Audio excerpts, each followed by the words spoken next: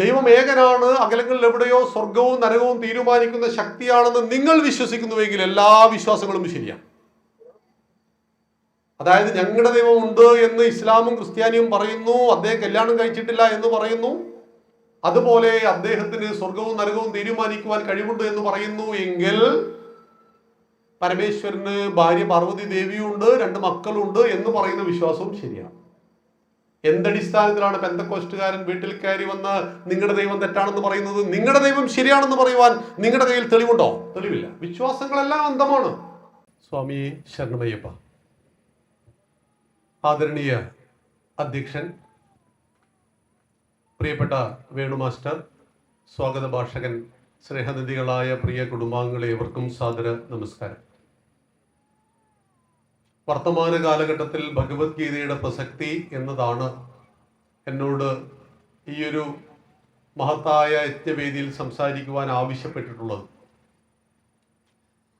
ഏതാണ് വർത്തമാനകാലം? നമ്മളിപ്പോൾ ജീവിക്കുന്ന കാലഘട്ടമാണ്. ഇത് 2026, യേശു ക്രിസ്തുവിൻ്റെ ജന്മത്തിന് ശേഷം, അദ്ദേഹത്തിൻ്റെ മരണത്തിന് ശേഷം 2026 വർഷമായി. മലയാള വർഷം 1201. മുഹമ്മദ് നബിക്ക് ശേഷം 1500 കൊല്ലങ്ങൾ പിന്നിടുന്നു. എന്നാൽ ശ്രീകൃഷ്ണന് ശേഷം എത്ര വർഷം എന്നതാണ് ഹിന്ദുക്കളായ നമ്മൾ അറിയേണ്ട ചോദ്യം. ക്രിസ്തു വർഷമുണ്ട്, കൃഷ്ണവർഷമുണ്ട്. വേടന്റെ അമ്പ് നിമിത്തമാക്കി ഭഗവാൻ ശ്രീകൃഷ്ണൻ ശരീരത്തെ ഉപേക്ഷിച്ചത് ആ ദിവസം മുതലാണ് കൃഷ്ണവർഷം, യുഗാബ്ദം, കലിയുഗം ആരംഭിക്കുന്നത്. ഇത് കലിയുഗം അഥവാ കൃഷ്ണവർഷം 5127 കൊല്ലാണ്. അതായത് ഹിന്ദുക്കളായ നമ്മുടെ കലണ്ടർ പ്രകാരം നമ്മുടെ കലണ്ടറിന്റെ പഴക്കം തന്നെ 5127 കൊല്ലായി. എന്നാൽ 2026 ജനുവരി 1 വെടിപൊട്ടിച്ചവരാണ് നമ്മൾ. കസ്തൂരി മാനെ കുറിച്ച് പറയാറുണ്ട്, കസ്തൂരിയുടെ ഗന്ധം അതീവ ഹൃദ്യമാണ്. സ്വന്തം ശരീരത്തിൽ നിന്ന് വമിക്കുന്ന ഈ ഗന്ധം തേടി കസ്തൂരിമാൻ മൂക്ക് മുകളിലേക്ക് ഉയർത്തിപ്പിടിച്ച് നടക്കുകയാണ്. എവിടുന്നാണാവോ ഈ മണം വരുന്നത് എന്നന്വേഷിച്ചുകൊണ്ട്. സ്വന്തം ശരീരത്തിൽ നിന്നാണ് ഈ മണം വരുന്നത് എന്ന് തിരിച്ചറിയുവാൻ കസ്തൂരിമാന് കഴിയാത്തതുപോലെ ലോകം മുഴുവൻ ഇന്ന് സമാധാനത്തിനും ശാന്തിക്കും വേണ്ടി ഉറ്റുനോക്കുന്ന ഒരു ധർമ്മമാണ് നമ്മുടെ ധർമ്മം, ഹിന്ദുധർമ്മം, ഭാരതീയ ആർഷഭാരത സംസ്കാരം അഥവാ സനാതന ധർമ്മം. ആ സനാതന ധർമ്മത്തിന് ഒരുപാട് പോസിറ്റീവുകൾ നിറഞ്ഞതാണ് ഈ വർത്തമാന കാലഘട്ടം. ഞാനൊരു ഹിന്ദുവാണ്, ഞാനൊരു ഭാരതീയനാണ്, ഞാനൊരു സനാതന ധർമ്മിയാണെന്ന് ഉറക്കെ ജീവിതം കൊണ്ട് പ്രഖ്യാപിച്ച ഒരു RSSന്റെ പ്രചാരകനായ സ്വയം സേവകൻ കഴിഞ്ഞ 12 വർഷമായിട്ട് ഈ നാടിനെ നയിച്ചുകൊണ്ടിരിക്കുന്ന മനോഹരമായ ഒരു കാലഘട്ടത്തിലാണ് നമ്മൾ ജീവിക്കുന്നത്. അതാണ് പോസിറ്റീവായ ഒരു കാര്യം. ഈ നാടിന്റെ രാഷ്ട്രപതിയും ഉപരാഷ്ട്രപതിയും പ്രധാനമന്ത്രിയും 20ഓളം സംസ്ഥാനങ്ങളുടെ മുഖ്യമന്ത്രിമാരും ഈ മണ്ണന്റെ മാതൃഭൂമിയാണ്, പിതൃഭൂമിയാണ്, പുണ്യഭൂമിയാണ്, മോക്ഷഭൂമിയാണെന്ന് കണ്ടുകരുതി ആരാധിക്കുന്നവരാണ്. ഈ നാടിനെ പിറകിൽ നിന്ന് കുത്താത്തവരാണ്. ഈ നാടിന്റെ ഉയർച്ചയ്ക്ക് വേണ്ടി ജീവിതം മാറ്റിവെച്ചവരാണ്. ഈ നാടിന്റെ ശ്രേയസ്സിന് വേണ്ടിയിട്ട് കുടുംബത്തെ തയ്യാറാക്കിയവരാണ്. ഈ നാടാണ് അവർക്ക് സർവസ്വം. അങ്ങനെയുള്ള ഒരു വലിയ ടീമാണ് ഇന്ന് ഭാരതത്തെ നയിക്കുന്നത്. 2008 പാകിസ്ഥാനിൽ നിന്ന് കുറച്ച് ഭീകരന്മാർ ഗുജറാത്തിലെ ഒരു ബോട്ടിലൂടെ, കടൽ തീരത്തിലെ ബോട്ടിൽ കയറി ബോട്ടുടമസ്ഥനെ കഴുത്തറത്ത് കൊന്ന് കടലിൽ ചാടി.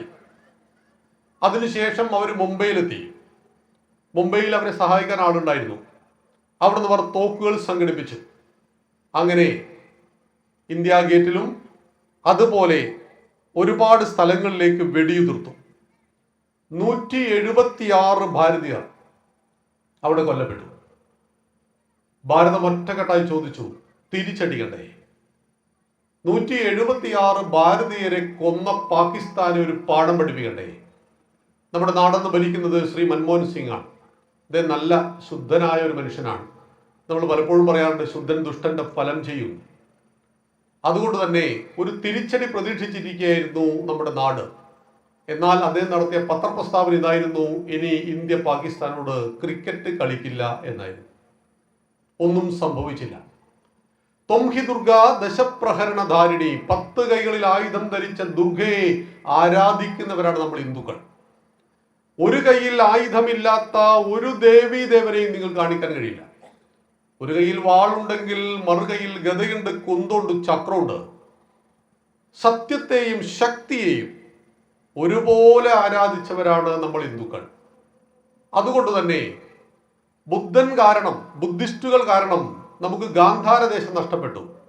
ഇന്നത് അഫ്ഗാനിസ്ഥാനമാണ്, താലിബാനാണ്. പാഞ്ചാല ദേശം നഷ്ടപ്പെട്ടു, ഇന്നത് പാകിസ്ഥാനുമാണ്. ബംഗാളദേശം നഷ്ടപ്പെട്ടു, ഇന്നത്തെ ബംഗ്ലാദേശാണ്. കാരണം കപിലവസ്തുവിലെ സിദ്ധാർത്ഥ രാജകുമാരൻ ശ്രീ ബുദ്ധനായി മാറിയപ്പോൾ രാജാക്കന്മാരുടെ മതമായിട്ട് ബുദ്ധമതം മാറി. സാമന്ത രാജാക്കന്മാര് ബുദ്ധമതം സ്വീകരിച്ചു. അങ്ങനെ ബുദ്ധമതം രാജാക്കന്മാരുടെ മതമായി മാറി. അവരൊരു കാര്യം ചെയ്തു, രാജാധികാരം ഉപേക്ഷിക്കാതെ സൈന്യത്തെ പിരിച്ചുവിട്ട് കളഞ്ഞു. ആയുധങ്ങൾ മുഴുവൻ നശിപ്പിച്ചു കളയുവാൻ രാജാവ് ഉത്തരവിട്ടു. ഉറുമ്പിനെ കൊന്നാൽ ശിക്ഷ, പേരിനെ കൊന്നാൽ ശിക്ഷ, കൊതുവിനെ കൊന്നാൽ ശിക്ഷയോ ശിക്ഷ. ഒരു സ്ത്രീ അവരുടെ തലയിൽ നിന്ന് ഒരു പേനിനെ എടുത്ത് നഖത്തിന്മേൽ മുകളിൽ വെച്ച് പൊട്ടിച്ചു. ഇത് ചാരൻ കണ്ടു, രാജാവ് റിപ്പോർട്ട് ചെയ്തു. ആ സ്ത്രീയുടെ സ്വത്ത് മൊത്തം കണ്ടെത്തി. നേപ്പാളിൽ നിന്നുണ്ട് അമ്പലം, പേനിന് വേണ്ടി അമ്പലം ഉണ്ടാക്കി. 10 തലമുറ കഴിഞ്ഞപ്പോൾ രക്തം കണ്ടാൽ വിറച്ചു വീഴുന്ന പ്രതികരണ ശേഷിയില്ലാത്തൊരു യുവസമൂഹത്തെ ബുദ്ധന്മാർ സൃഷ്ടിച്ചു. ആ ബുദ്ധന്റെ ആധിക്യം 2000 കിലോമീറ്റർ നീളത്തിലുണ്ടായിരുന്നു. ഇന്നത്തെ അഫ്ഗാനിസ്ഥാൻ മുതൽ മ്യാൻമാർ വരെ ആ മേഖലയിൽ കടന്നു കയറിയ ഇസ്ലാമിക രാജാക്കന്മാർ ബുദ്ധന്മാരുടെ തലകൾ കൊയ്തിട്ടു. ബുദ്ധൻ ശരണം ഗച്ഛാമി, സംഘം ശരണം ഗച്ഛാമി എന്ന് പറഞ്ഞുകൊണ്ട് അവരെല്ലാം മണ്ണിൽ മരിച്ചു വീണു. മറഞ്ഞു മഹത്തായ ഗാന്ധാരദേശം, മറഞ്ഞു മഹോദാര ബ്രഹ്മപ്രദേശം, മുറിഞ്ഞറ്റു വീണു മനോരമ്യലങ്ക, മഹാദേവി നിൻ കാലിലെ പൊൻചിലങ്ക എന്ന് കവി വേദനയോടുകൂടി പാടുകയും ചെയ്തിട്ടുണ്ട്. മഹാഭാരതത്തിലെ ഗാന്ധാരിയുടെ ഗാന്ധാരദേശം, 101 മക്കൾക്ക് ജന്മം നൽകിയ ധൃതരാഷ്ട്ര മഹാരാജാവിന്റെ ഉത്തമ സഹധർമ്മിണി ഗാന്ധാരിയുടെ ഗാന്ധാരദേശം ഇന്ന് ഒസാമ ബില്ലാദന്റെ, മുല്ല മുഹമ്മദ് ഒമറിന്റെ പെൺകുട്ടികൾ പുറത്തേക്കിറങ്ങുവാൻ കറുത്ത പർദ്ദ ധരിച്ച് കണ്ണ് മൂടിക്കെട്ടി പുറത്തേക്കിറങ്ങുവാൻ വിധിക്കപ്പെട്ട സ്വാതന്ത്ര്യമില്ലാത്ത കുട്ടികളുടെ നാട്. നിങ്ങളെല്ലാം പത്രം വായിക്കുന്നവരായിരിക്കും എന്ന് എനിക്കറിയാം. 2 മാസം മുമ്പ് മാതൃഭൂമി എന്ന് പറയുന്ന പത്രത്തിൽ ഒരു ലേഖന പരമ്പര വന്നിരുന്നു. അതിന്റെ ഇതിവൃത്തം ഇതായിരുന്നു അഫ്ഗാനിസ്ഥാനിൽ സംഭവിക്കുന്നത്. MBBS 4ാം വർഷം പഠിച്ചുകൊണ്ടിരിക്കുന്ന പെൺകുട്ടികളുടെ ഹോസ്റ്റലിലേക്ക് ഇരച്ച് കയറി വരികയാണ് ഭീകരന്മാർ. അവരോട് പറഞ്ഞു, നാളെ മുതൽ നിങ്ങൾ MBBS പഠിക്കരുത്, നിർത്തിക്കൊള്ളണം. സ്ത്രീകൾ ഡോക്ടർ ആകേണ്ട ആവശ്യമില്ല, തുന്നൽ പണിക്ക് പോയിക്കൊള്ളണം.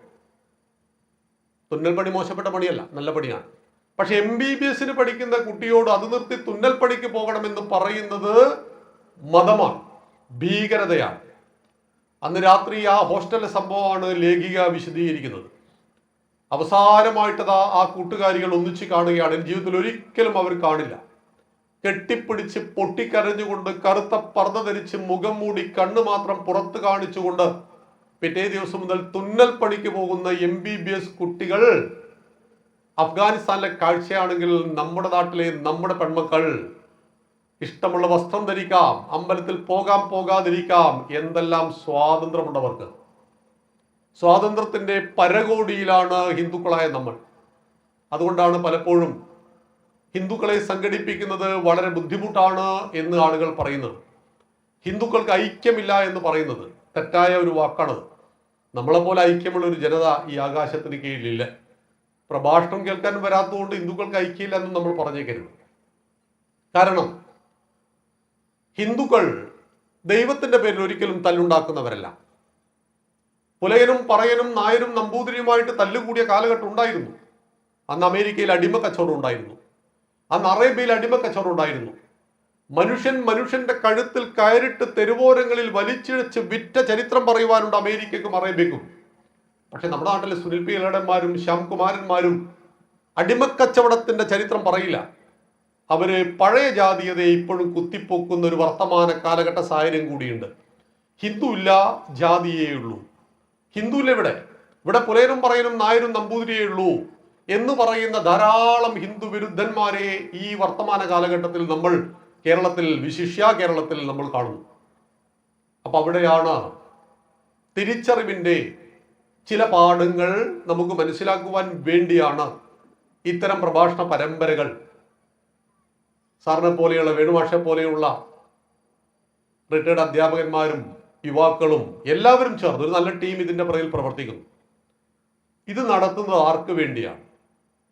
തിരിച്ചറിവില്ലാത്ത ഒരു ജനതയ്ക്ക് ഒരു രാഷ്ട്രത്തിൽ മുന്നോട്ട് പോകാൻ കഴിയില്ല. എങ്ങനെയാണ് ഗ്രീക്കും റോമും ഈജിപ്തും മെസപ്പൊട്ടോമിയയും ബാബിലോണിയൻ സംസ്കാരങ്ങളെല്ലാം ഭൂമിയിൽ ഇല്ലാതെ പോയത്? ഇതെല്ലാം മഹത്തായ സംസ്കാരങ്ങളാണ്. നമ്മൾ 9ാം ക്ലാസ്സിൽ പഠിച്ചതാണ് ഈ ചരിത്രമൊക്കെ. പക്ഷേ ഗ്രീക്ക് സംസ്കാരം ഇന്നുണ്ടോ? മെസപ്പൊട്ടോമിയ എന്ന് പറഞ്ഞാൽ ഇറാനും ഇറാഖുമാണ്, ഇസ്ലാമിക രാജ്യമാണ്. തകർക്കുവാൻ പരിശ്രമിക്കുന്ന ശക്തികളുടെ മുന്നിൽ തലകുനിച്ചു കൊടുത്തവരായിരുന്നില്ല ഭാരതത്തിലെ രാജാക്കന്മാർ, നമ്മുടെ പൂർവികന്മാരായ ധീരയോദ്ധാക്കൾ. അവർ ജീവൻ കൊടുത്തുകൊണ്ട് ഈ ധർമ്മത്തെ നിലനിർത്തി. അയോധ്യയിൽ പോയവർ ഇവിടെ ഉണ്ടാവും. പുതിയ അയോധ്യയിൽ ലല്ല അരുമ ബാലഭാവത്തിൽ ഭഗവാനെ പ്രതിഷ്ഠിച്ച മനോഹരമായ കാഴ്ച നമുക്ക് അയോധ്യയിൽ പോയാൽ കാണാം. 75 ഏക്കർ ഭൂമിയിൽ പരന്നു കിടക്കുന്ന മഹാസൗധത്തിന്റെ പണി പൂർത്തിയായിട്ടില്ല, നടന്നുകൊണ്ടേയിരിക്കുന്നു. ഞങ്ങൾ ഈ ഫെബ്രുവരി 16 വീണ്ടും പോകും അവിടത്തേക്ക്. വർഷത്തിൽ 5 പ്രാവശ്യം ഞങ്ങൾ അയോധ്യ, കാശി, മധുര യാത്ര നടത്താറുണ്ട്. എത്ര പ്രാവശ്യം ചെന്നാലും അയോധ്യയിൽ നമുക്ക് മടുപ്പുണ്ടാവില്ല. എത്ര പ്രാവശ്യം തൊഴുതാലും നമുക്ക് വീണ്ടും വീണ്ടും അയ്യപ്പനെ കാണുവാൻ ആഗ്രഹിക്കുന്നത് പോലെ വീണ്ടും വീണ്ടും കാണാൻ തോന്നും. എന്നാൽ അവിടെ ചെന്ന് നമസ്കരിക്കുമ്പോൾ 3 ലക്ഷം ഹിന്ദുക്കളുടെ ബലിദാനത്തിന്റെ ചരിത്രം നമ്മളോട് മറന്നു പോകരുത്.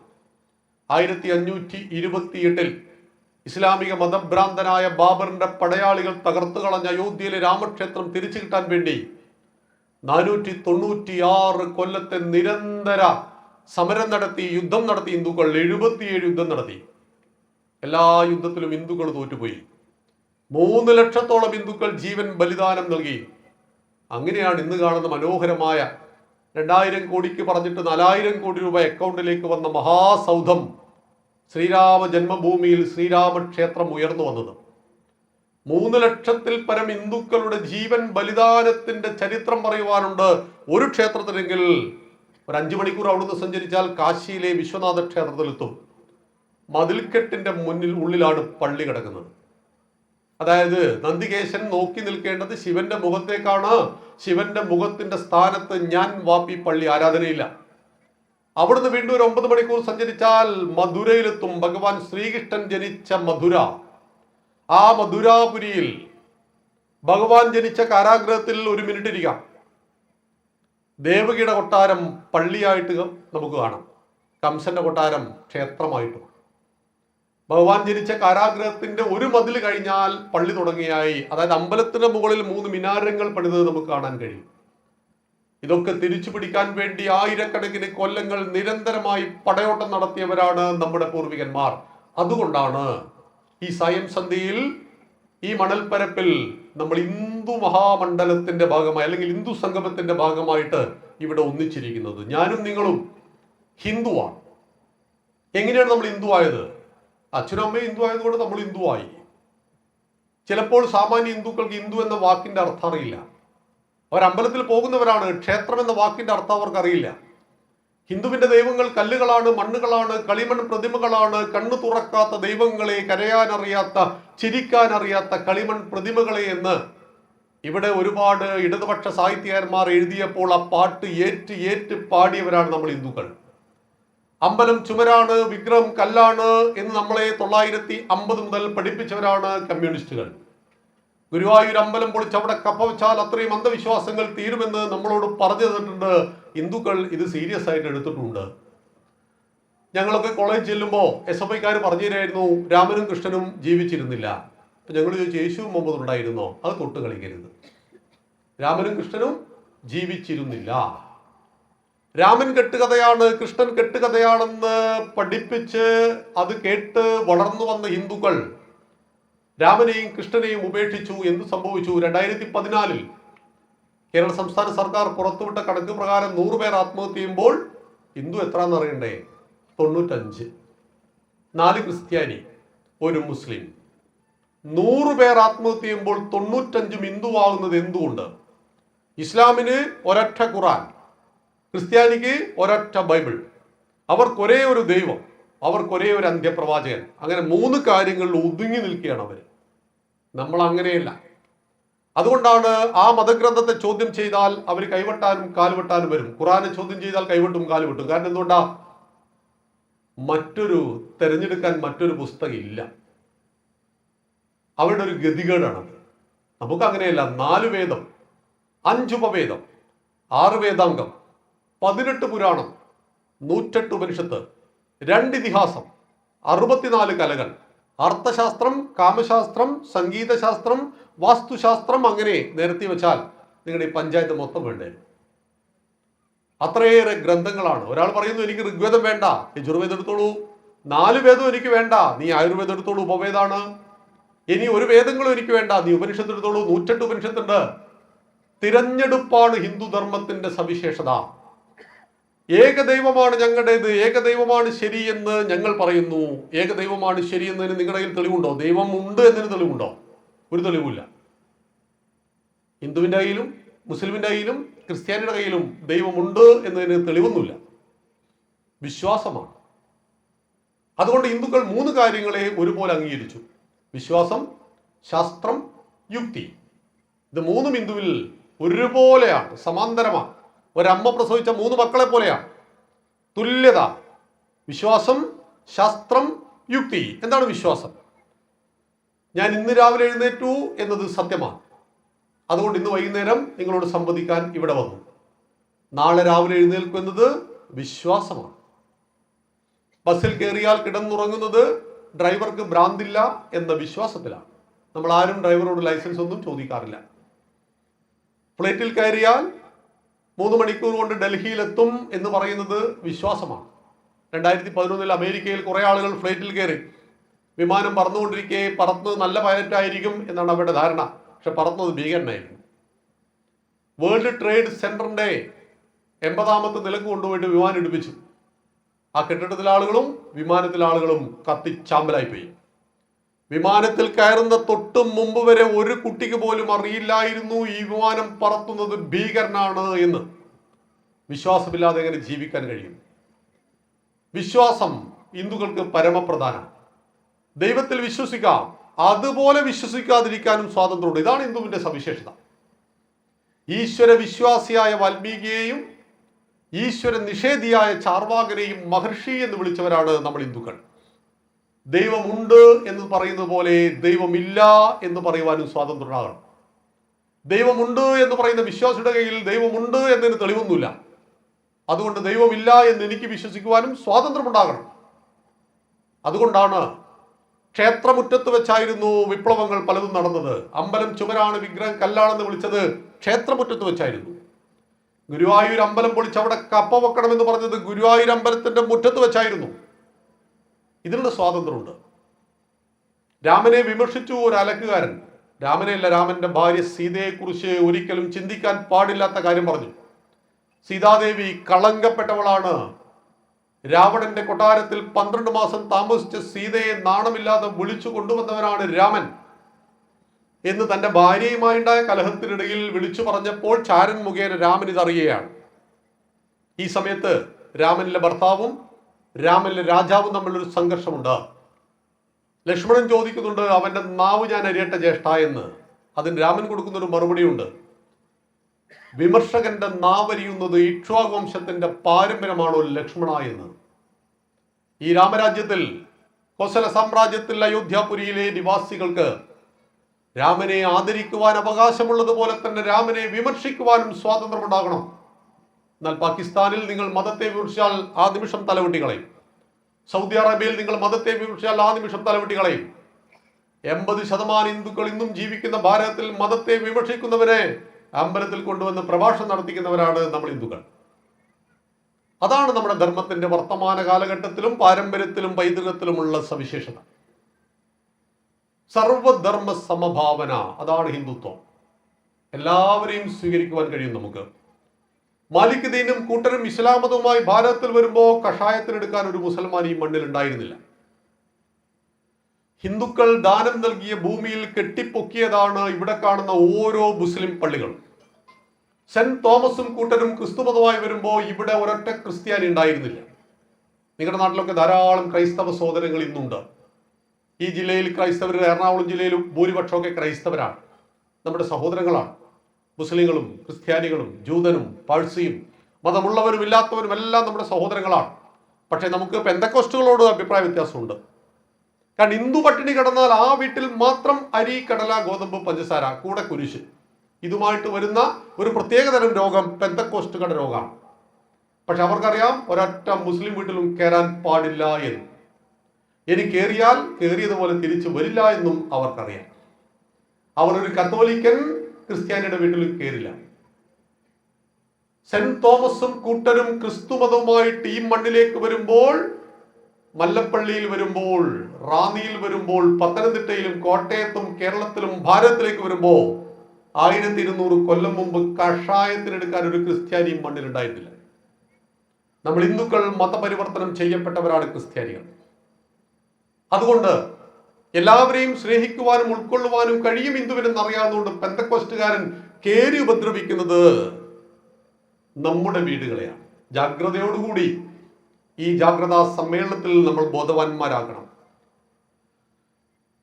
എൻ്റെ നാട്ടിൽ ഒരൊറ്റ ക്രിസ്ത്യാനിയില്ല. എൻ്റെ വാർഡ് 500 വോട്ടിന്റെ ഭൂരിപക്ഷത്തിൽ ലീഗിന്റെ സ്ഥാനാർത്ഥി ജയിക്കുന്ന ഒരു വാർഡിൽ നിന്നാണ് ഞാൻ വരുന്നത്. ഒരൊറ്റ ക്രിസ്ത്യാനിയില്ല. പക്ഷേ ഡിസംബർ ഒരു 20 കഴിയുമ്പോൾ, അല്ലെ ഒരു 15 കഴിയുമ്പോൾ അവിടെയുള്ള പല ഹിന്ദു വീട്ടിലും നക്ഷത്രം തൂക്കിയിട്ടുണ്ടാവും. ആര് വാങ്ങണിത്? ഹിന്ദുക്കൾ പൈസ കൊടുത്ത് വാങ്ങണം, അല്ലാതെ പെന്തക്കോസ്റ്റ് പാതിരിയൊന്നും വാങ്ങി തരില്ല. ഇത് കരണ്ടിൽ കുത്തണം. ഈ സമയത്ത് പല നിറത്തിലുള്ള കളറിൽ രാത്രി ഇതിങ്ങനെ വിളങ്ങി നിൽക്കും. കരണ്ട് ബില്ല് പെന്തക്കോസ്റ്റ് പാതിരി അടക്കില്ല. ആരടക്കണം? നമ്മൾ തന്നെ അടക്കണം. ഒരൊറ്റ ക്രിസ്ത്യാനിയും ഇല്ലാത്ത എൻ്റെ ഗ്രാമത്തിൽ ക്രിസ്മസ് ആചരിക്കാറുണ്ട്. ഒരൊറ്റ ക്രിസ്ത്യാനിയും ഇല്ലാത്ത 70% മുസ്ലിങ്ങളുള്ള, 30% ഹിന്ദുക്കളുള്ള അവിടെ ക്രിസ്മസ് ആഘോഷിക്കും. പക്ഷെ ഒരൊറ്റ മുസ്ലിം വീട്ടിലും ഞാൻ കണ്ടിട്ടില്ല നക്ഷത്രം. നിങ്ങളുടെ നാട്ടിൽ മുസ്ലിം വീട്ടിൽ നക്ഷത്രം ഉണ്ടോ എന്ന് എനിക്കറിയില്ല. അതാണ് ഹിന്ദു. കരോൾ അപ്പൂപ്പന്റെ വേഷവും കെട്ടി നമ്മുടെ പിള്ളേര് ചെണ്ടയും മുട്ടി വീടുകൾ കയറും. ഹിന്ദു വീടുകൾ മൊത്തം പുൽക്കുടിൽ. അതാണ് ഹിന്ദു. നിങ്ങൾ ഹോട്ടലിൽ കയറുക, അവിടെ യേശുവിനെയും മക്കയുടെ ഫോട്ടോവും നടുക്കൊരു ഗണപതിയെ കണ്ടാൽ നിങ്ങൾ മനസ്സിലാക്കിക്കൊള്ളണം, ഇതിന്റെ മുതലാളിയുടെ പേര് ദാമോദരൻ നാരായണൻ എന്നായിരിക്കും. നിങ്ങൾ ബസ് കയറുക, ഇതേ ഫോട്ടോ ബസ് കണ്ടാൽ മനസ്സിലാക്കിക്കൊള്ളണം, ഈ ബസ്സിന്റെ ഉടമസ്ഥൻ ഒരു ഹിന്ദു ആയിരിക്കും. നമുക്ക് യേശുവിന്റെ ഫോട്ടോ വെക്കാൻ പറ്റും, മക്കയുടെ ഫോട്ടോ വെക്കാൻ പറ്റും, നടുക്ക് ഗണപതിയുടെ ഫോട്ടോ വെക്കാൻ കഴിയുന്നവരാണ് നമ്മൾ ഹിന്ദുക്കൾ എന്ന് കരുതി പെന്തക്കോസ്റ്റുകാരൻ വീട്ടിൽ വരുമ്പോൾ അവന്റെ പിന്നാലെ പോകരുത്. ഗീതയിൽ ഭഗവാൻ പറയും, വിഷയം ഗീതയാണ്, ശ്രേയാത് സ്വധർമ്മോ വിഗുണ പരധർമാത് സ്വനിഷ്ഠിതാൻ സ്വധർമ്മേ നിധനം ശ്രേയം പരധർമ്മോ ഭയാവഹ. നിനക്ക് ശ്രേയസ് ഉണ്ടാക്കുന്നത് നിന്റെ ധർമ്മമാണ്. നിന്റെ ധർമ്മത്തിൽ എന്തെങ്കിലും പോരായ്മയുണ്ടോ? തിരുത്തണം. അമ്മ പ്രായമായി, സൗന്ദര്യം കുറഞ്ഞു പോയി, അമ്മയ്ക്ക് രോഗം വന്നു, അമ്മയെ മാറ്റിയെടുക്കുന്ന പരിപാടി ഇവിടെ ഉണ്ടോ? ഇല്ല. ചികിത്സിച്ച് ഭേദമാക്കി സുന്ദരിയാക്കണം അമ്മയെ. അതാണ് ചെയ്യേണ്ടത്. ശരീരത്തിൽ രോഗം വന്നു, വെട്ടിമാറ്റി കളയുമോ? ശരീരത്തിലെ ഭാഗങ്ങൾ, കൈക്കൊരു രോഗം വന്നു, വിരലിന് രോഗം വന്നു, വെട്ടിമാറ്റുമോ? ഇല്ല. അത് കാണിച്ച് ചികിത്സിച്ച് ഭേദമാക്കണം. നമ്മുടെ ഹിന്ദുവിൽ ഒരുപാട് പോരായ്മകളൊക്കെ ഉണ്ടാവാം, ദുരാചാരങ്ങളും അനാചാരങ്ങളും ഉണ്ടാവാം, ഇപ്പോഴും കുറച്ചൊക്കെ ഉണ്ടാവാം. നമ്മളത് മാറ്റണം. എന്നാൽ പെന്തക്കോസ്റ്റ് പാതിരി വീട്ടിൽ വന്ന് നമ്മളോട് പറയുന്നത്, ലോകത്തിലെ ഏറ്റവും നല്ല മതം ഞങ്ങളുടെ മതമാണ്, നിന്റെ മതം തെറ്റാണ്, നിങ്ങൾ ബഹുദൈവ വിശ്വാസികളാണ്, ഞങ്ങൾ ഏകദൈവ വിശ്വാസികളാണ്, നിന്റെ ദൈവങ്ങളെല്ലാം ഒരു കഴിവില്ലാത്തവരാണ്, നിന്റെ ദൈവങ്ങളെല്ലാം കളിമൺ പ്രതിമകളാണ്, നിന്റെ ദൈവങ്ങളായ ശ്രീകൃഷ്ണന് 16,008 ഭാര്യമാരുണ്ട്, മൂപ്പരാണ് പല രോഗങ്ങളും നാട്ടിൽ പരത്തിയത്. നിന്റെ ദൈവങ്ങൾ ഗണപതിയാണ്, ഗണപതിയുടെ വാഹനം എലിയാണ്, എലിയാണ് നിങ്ങളുടെ ദൈവത്തിന്റെ പ്രധാനപ്പെട്ട വാഹനം. നിങ്ങളുടെ ഒരു ദൈവത്തെ കണ്ടാൽ എനിക്ക് ഞണ്ടിനെ ഓർമ്മ വരും. നമ്മുടെ ഒരു ഹിന്ദു അമ്മയോട് പറഞ്ഞതാ, നമ്മുടെ ദുർഗയെ കണ്ടാൽ പിറകിൽ നിറയെ കൈയാണല്ലോ. ഞണ്ടിനെ ഓർമ്മ വരുന്ന ദൈവങ്ങൾ, ചിലന്തിയെ ഓർമ്മ വരുന്ന ദൈവങ്ങൾ, ഏകദൈവമില്ലാത്ത വിശ്വാസം, ബഹുദൈവ വിശ്വാസികൾ, കല്ലിനെയും മണ്ണിനെയും ആരാധിക്കുന്നവർ. എന്തെല്ലാം ആരോപണങ്ങളാണ് നാം ഹൃദയപൂർവ്വം സ്വീകരിച്ച ഈ ഇസ്ലാമിക ക്രൈസ്തവ ചില പ്രബോധകന്മാർ, എല്ലാവരും അല്ല കേട്ടോ, ചിലർ പറയുന്നത്, ഞങ്ങളുടെ മലപ്പുറം ജില്ലയിൽ തൊട്ടടുത്ത ജില്ലയാണ്, MM അക്ബർ എന്ന് പറയുന്ന ഒരാളുണ്ടായിരുന്നു. MM അക്ബർക്ക് ഒരു വിനോദം ഉണ്ടായിരുന്നു, സ്നേഹ സംവാദം. സംവാദത്തിന്റെ പേര് മാത്രമേ സ്നേഹമുള്ളൂ, പ്രവൃത്തിയിൽ ഒരു സ്നേഹം ഉണ്ടായിരുന്നില്ല. ഹിന്ദുധർമ്മത്തെ പഠിക്കാത്ത സന്യാസിമാരെ തെരഞ്ഞു പിടിച്ചു കൊണ്ടുപോവുക, ഹിന്ദുധർമ്മത്തെ ആഴത്തിൽ പഠിക്കാത്ത ഹിന്ദു സംഘടന നേതാക്കന്മാരെ പിടിച്ചു കൊണ്ടുപോയിട്ട് സ്റ്റേജിലിരുത്തും. എന്നിട്ട് സ്നേഹ സംവാദം, ഹിന്ദുവും ഇസ്ലാമും തമ്മിൽ സ്നേഹ സംവാദം. സ്നേഹ സംവാദത്തിന്റെ ആദ്യഘട്ടം സന്യാസിയാൻ കൊണ്ട് പോക്കും. സ്വാമിജിയുടെ പാദസ്പർശം കൊണ്ട് ധന്യമായി സ്റ്റേജിൽ നിന്ന് സംസാരിക്കുവാൻ എനിക്ക് ആനയുണ്ട് ചേനയുണ്ട് എന്നൊക്കെ പറഞ്ഞ് തുടങ്ങിയിട്ട് വളരെ വികലമായിട്ട് വേദമന്ത്രങ്ങളെ അങ്ങോട്ട് ഉച്ചരിക്കും. ഒടുവിൽ ചിദാനന്ദപുരി സ്വാമിയുടെ മുന്നിൽ പെട്ടുപോയി. അന്ന് നിർത്തിയതാണ് അക്ബർ ഈ കലാപരിപാടി. കാരണം ഹിന്ദുക്കൾക്ക് 18 പുരാണമുണ്ട്, അതിലൊരു പുരാണമാണ് ഭവിഷ്യ പുരാണം. അപ്പൊ ഇയാൾ പറഞ്ഞത് ഭവിഷ്യ പുരാണം എന്നാണ്. അപ്പൊ സ്വാമിജി പറഞ്ഞു അങ്ങനെ ഒരു പുരാണം ഞങ്ങൾക്കില്ല, അതുകൊണ്ട് നീ ഒന്ന് നാക്ക് പഠിച്ചിട്ട് വാ. കാരണം എന്താ, ഭവിഷ്യ പുരാണം എന്ന പുരാണം നമുക്കില്ല, ഭവിഷ്യ പുരാണമാണ്. ഷാ പറയാൻ പറ്റുന്നില്ല. ഇയാളാണ് ഹിന്ദുവിനെ സമ്പാദിച്ച് ആളുകളെ തോപ്പിക്കുന്നത്. അതായത് സ്വജനം ബന്ധുജനങ്ങളാണ്, സ്വജനം നായികളാണ്. വീട്ടിലേക്ക് കയറി വരുന്ന അമ്മാവനെ കണ്ടപ്പോൾ വരൂ സ്വജനമേ എന്ന് പറയുന്നതിന് പകരം ഒരക്ഷരമൊന്നും തെറ്റിപ്പോയാൽ വരൂ സ്വജനമേ എന്നായി പോകും. പിന്നെ അമ്മാവന് അർത്ഥം അറിയാമെങ്കിൽ അടിതീരില്ല. വ്യാകരണം, ശിക്ഷാകൽപ്പം, നിരുക്തം, വ്യാകരണം, ഛന്ദസ്, ജ്യോതിഷം, ഇതാണ് വേദാംഗങ്ങൾ. അപ്പൊ വേദമന്ത്രങ്ങളെ പഠിക്കാൻ വേദാംഗങ്ങളെ പഠിക്കണം. ഹിന്ദുവിന്റെ മഹത്തായ ദാർശനിക ഗ്രന്ഥങ്ങളെ എടുത്ത് വികലമായിട്ട് തൻ്റെ മതത്തെ സ്ഥാപിക്കുവാൻ ഉപയോഗിച്ചു. നിങ്ങൾക്ക് ഏത് മതത്തിലെ കോട്ടിങ്സ് എടുക്കാം, ബൈബിളിൽ നിന്ന് എടുക്കാം, ഖുറാനിൽ നിന്ന് എടുക്കാം, ഒക്കെ എടുക്കാം.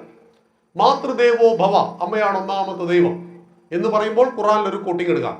മാതാവിന്റെ കാൽച്ചുവട്ടിൽ സ്വർഗം കിടക്കുന്നു എന്ന കോട്ടിങ് എടുക്കാം. ഉദ്ദേശശുദ്ധി ഉണ്ട് അതിൽ. അതായത് ഹിന്ദുവിലും ഇസ്ലാമിലും ക്രിസ്ത്യാനിയിലും ഒക്കെ അമ്മയുടെ പ്രാധാന്യം പറയുന്നു എന്ന് പറയാൻ വേണ്ടിയിട്ട് എനിക്ക് എടുക്കാം, കോട്ടിങ് എടുക്കാം. അതിന് ഉദ്ദേശശുദ്ധി ഉണ്ട്. മറിച്ച് MM അക്ബർ എടുത്തത് ഭവിഷ്യപുരാണ. ഈ ഭവിഷ്യപുരാണത്തിൽ നമ്മൾ ചരിത്രത്തിൽ പഠിച്ചില്ലേ, മഹാനായ അക്ബർ മഹാൻ, അലക്സാണ്ടർ ദ ഗ്രേറ്റ്. അക്ബർ സ്വന്തം മാതൃഭൂമിയെ ആക്രമിച്ച് തകർത്ത് നമ്മുടെ അമ്മ പെങ്ങന്മാരെ മാനഭംഗം ചെയ്ത് കൊന്ന് നമ്മുടെ ക്ഷേത്രങ്ങൾ മൊത്തം തകർത്ത് സമ്പത്ത് കൊള്ളയടിച്ച് ദാറുൽ ഹർബ് ആയി രാജ്യത്തെ ദാറുൽ ഇസ്ലാമാക്കുവാൻ 700 കൊല്ലക്കാലം പരിശ്രമിച്ചിട്ടും നടക്കാതെ പോയ അതിക്രൂരന്മാരായ രാജാക്കന്മാരെ ഗ്രേറ്റ് എന്ന് വിളിക്കുന്ന വിരോധാഭാസമുള്ള നാടേതാ? ഭാരതം. അതിന്റെ കാരണം എന്താണെന്നറിയോ? 1964 ജവഹർലാൽ നെഹ്റു മരിച്ചു. അദ്ദേഹത്തിന് ശേഷം പ്രധാനമന്ത്രിയാകുവാൻ ഇന്ദിരാഗാന്ധി പരിശ്രമിച്ചു. പക്ഷെ അന്നത്തെ കോൺഗ്രസ് നേതാക്കന്മാർ സമ്മതിച്ചില്ല. തുടർന്ന് ലാൽ ബഹദൂർ ശാസ്ത്രിജി അദ്ദേഹം പ്രധാനമന്ത്രിയായി. 65 ഇന്ത്യയും പാകിസ്ഥാൻ തമ്മിൽ യുദ്ധമുണ്ടായി.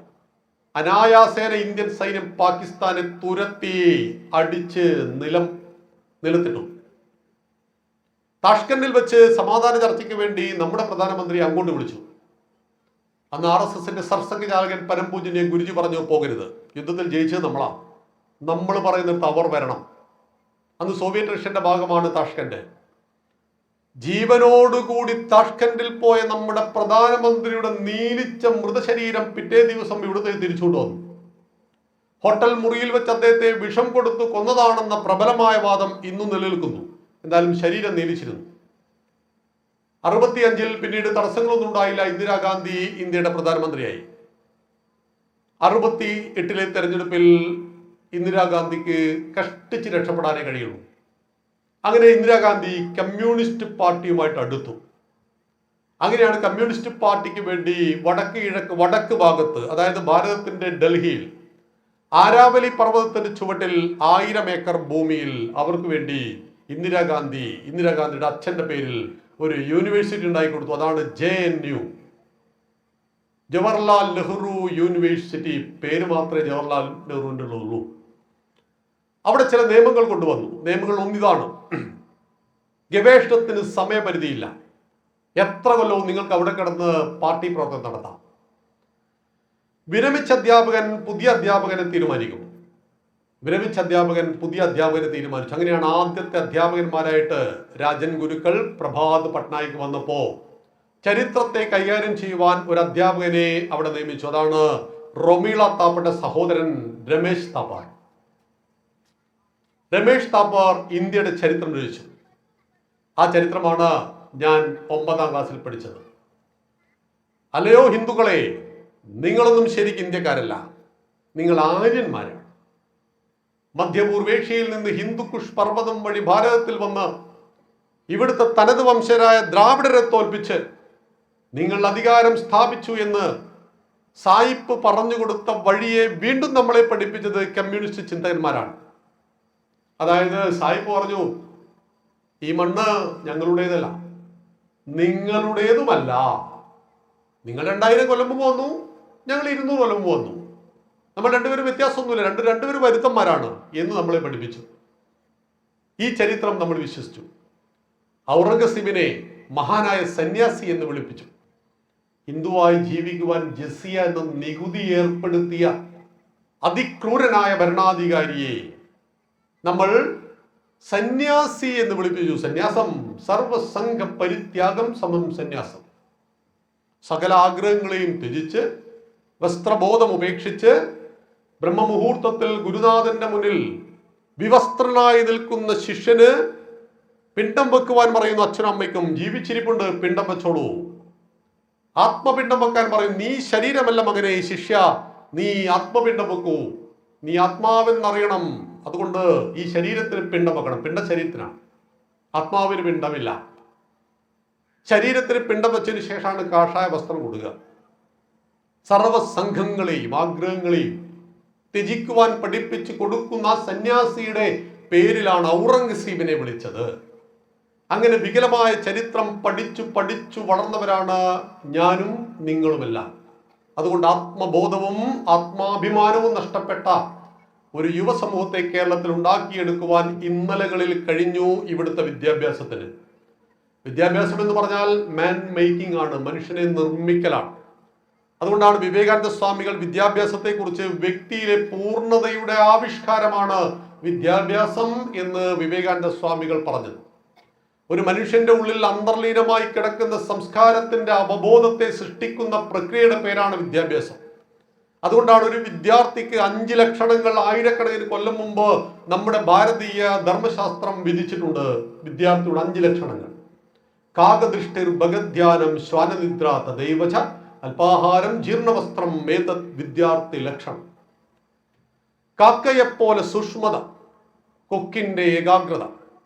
പട്ടിയെപ്പോലെ ഉറങ്ങുന്നവൻ, പോത്തിനെ പോലെ ഉറങ്ങരുത്, പട്ടിയെപ്പോലെ ഉറങ്ങണം. ഉറക്കത്തിലും ഉണർന്നിരിക്കുന്നവൻ. അല്പാഹാരം, പോഷക സമ്പുഷ്ടമായ 7 കാര്യങ്ങളുള്ള ഭക്ഷണം കഴിക്കുന്നവൻ. Water, carbohydrate, fat, proteins, minerals, vitamins and fibre. ഇത്രയും കാര്യങ്ങൾ നമ്മുടെ മക്കൾക്ക് കൊടുക്കുന്ന വിദ്യാർത്ഥിയുടെ ഭക്ഷണത്തിൽ ആവശ്യമാണ്. നെയ്യും നിലക്കടലയും കഴിക്കാത്ത കുട്ടിക്ക് ഓർമ്മശക്തി വളരെ കുറയും. അതുകൊണ്ട് അല്പാഹാരം മറ്റൊരു വിഷയമാണ്. നമുക്ക് പിന്നീട് വളരെ വിശദമായി ചിന്തിക്കണം. മക്കളുടെ ഭക്ഷണകാര്യം, എന്തുകൊണ്ടാണ് മക്കൾ അലസന്മാരാകുന്നത്, എന്തുകൊണ്ടാണ് മക്കൾ മൊബൈൽ ഫോൺ അടിമകളാകുന്നത്, എന്തുകൊണ്ടാണ് തെറ്റായ പ്രണയത്തെ അവർ കുടുങ്ങുന്നത്, അവർക്ക് നിങ്ങൾ ഗോൾ സെറ്റ് ചെയ്തിട്ടില്ല എന്നതുകൊണ്ടാണ്. 10ാമത്തെ വയസ്സിൽ കുട്ടികൾക്ക് ഗോൾ സെറ്റ് ചെയ്തോ? ഗോൾ സെറ്റിംഗ് ഉണ്ട്. ഗോൾ സെറ്റിംഗ് 25ാമത്തെ വയസ്സിൽ ഞാൻ എന്തായി തീരുമെന്ന് ആ കുട്ടിയെ 10ാമത്തെ വയസ്സിൽ ഉറപ്പിക്കണം. ആ കുട്ടിയുടെ ഉള്ളിൽ 25ാമത്തെ വയസ്സിൽ 15 വർഷങ്ങൾക്കപ്പുറം ഞാൻ ആരായിരിക്കും എന്ന് ചിന്തിക്കണം. അല്പാഹാരം, ജീർണവസ്ത്രം, വസ്ത്രം പരമാവധി കാലം ഉപയോഗിക്കണം. ഇതാണ് വിദ്യാർത്ഥിയുടെ 5 ലക്ഷണം. എന്നിട്ട് ആചാര്യം പറയും, വിദ്യാർത്ഥീന സുഖം സുഖാർത്ഥീന വിദ്യ. വിദ്യാർത്ഥിക്ക് സുഖയില്ല, സുഖാർത്ഥിക്കൊട്ട് വിദ്യയുമില്ല. ആ വിദ്യാഭ്യാസ പദ്ധതിയെ തകർത്തെറിഞ്ഞു കളഞ്ഞു. 2000 കൊല്ലം മുമ്പ് ഭാരതത്തിലേക്ക് വന്ന ഫാഹിയാൻ എന്ന ചൈനീസ് സഞ്ചാരി പറഞ്ഞു, ഭാരതത്തിലെ വീടുകൾക്ക് വാതിലുകൾ ആവശ്യമില്ല. ഭക്ഷണം വിൽക്കുന്നത് പാപമായി കരുതപ്പെട്ട രാഷ്ട്രം. എത്ര സുന്ദരിയായ സ്ത്രീക്കും സർവാഭരണ വിഭൂഷിതയായി ഏത് അർദ്ധരാത്രിയിലും സഞ്ചരിക്കുവാൻ സ്വാതന്ത്ര്യമുള്ള രാഷ്ട്രമെന്ന് ഫാഹിയാൻ ഭാരതത്തെ കുറിച്ച് പറഞ്ഞു.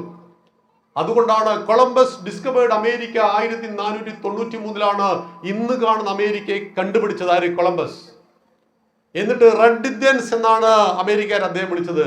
ഇന്ത്യയെ കണ്ടെത്തുവാനുള്ള പരിശ്രമത്തിനിടയിൽ അബദ്ധവശാൽ കണ്ടെത്തപ്പെട്ട ഭൂമിയുടെ പേരാണ് ഇന്നത്തെ അമേരിക്ക.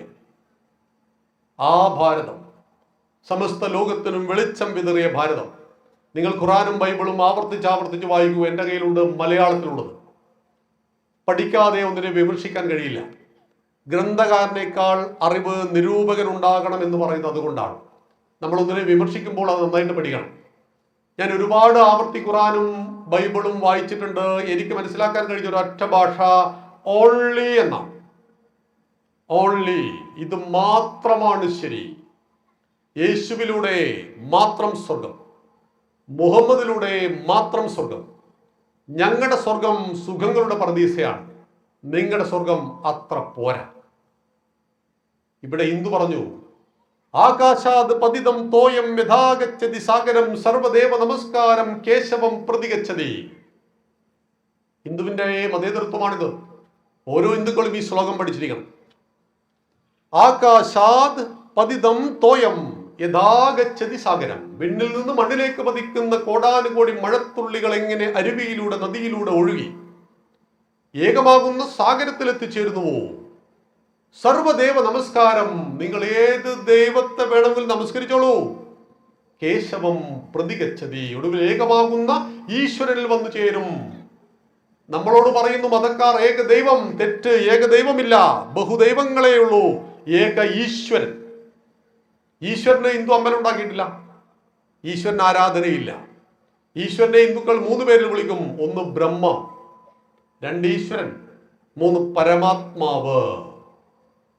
ഈശാവാസ്യമിതം സർവം യത്കിഞ്ച ജഗത്യാം ജഗത്. ഈശ്വരൻ വസിക്കുന്നു എവിടെ? പഴുതാരയിലും പാമ്പിലും കീരിയിലും ചൊറിപ്പുഴുവിലും കുയ്യാനയിലും തത്വമസി നിന്നിലും. അഹം ബ്രഹ്മാസ്മി, അത് ഞാനുമാകുന്നു. അണോരണീയാൻ മഹതോ മഹീയാൻ ആത്മാഗുഹായ നിഹിതോസ്യ ജന്തോ. അണുവിൽ ഏറ്റവും ചെറുത് ഞാനാണ്. വലുതിൽ മഹതോ മഹീയാൻ, വലുതിൽ വലുത് ഞാനാണ്. ആത്മാവിന്റെ രൂപത്തിൽ സർവചരാചരങ്ങളിലും ഞാൻ തന്നെ.